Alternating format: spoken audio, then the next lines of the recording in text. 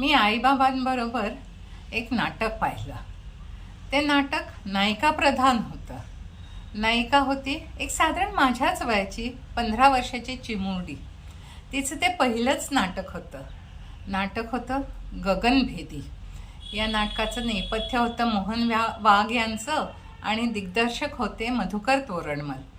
शेक्सपियरच्या Othello, Macbeth, King Lear या व्यक्तिरेखांची मानसिकता एखाद्या व्यक्तीमध्ये आयुष्याच्या वेगवेगळ्या टप्प्यांवर कशी येऊ शकते हे या नाटकातून दाखवलं होतं असं मला अंधुक आठवतं.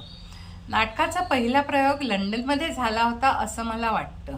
बहुतेक शेक्सपियरच्या व्यक्तिरेखांवर आधारित असल्यामुळे असेल.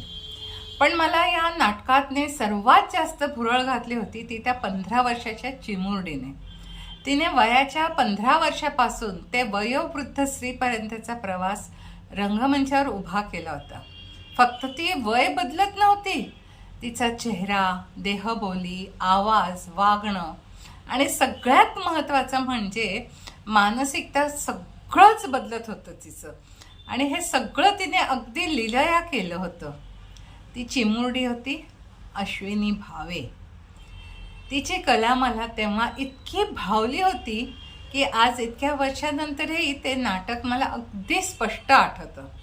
अश्विनी भावे यांचा तो सहज सुंदर अभिनय, मोहन वाघ यांचं नेपथ्य आणि मधुकर तोरणमल यांचं दिग्दर्शन या तिन्ही गोष्टींनी मिळून माझ्या मनात गगनभेदी कायमचं कोरलं गेलं.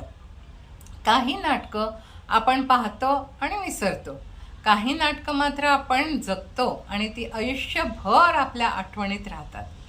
गगनभेदी माझ्यासाठी असंच एक नाटक आहे. तुम्हीही ते पाहिलं होतं का?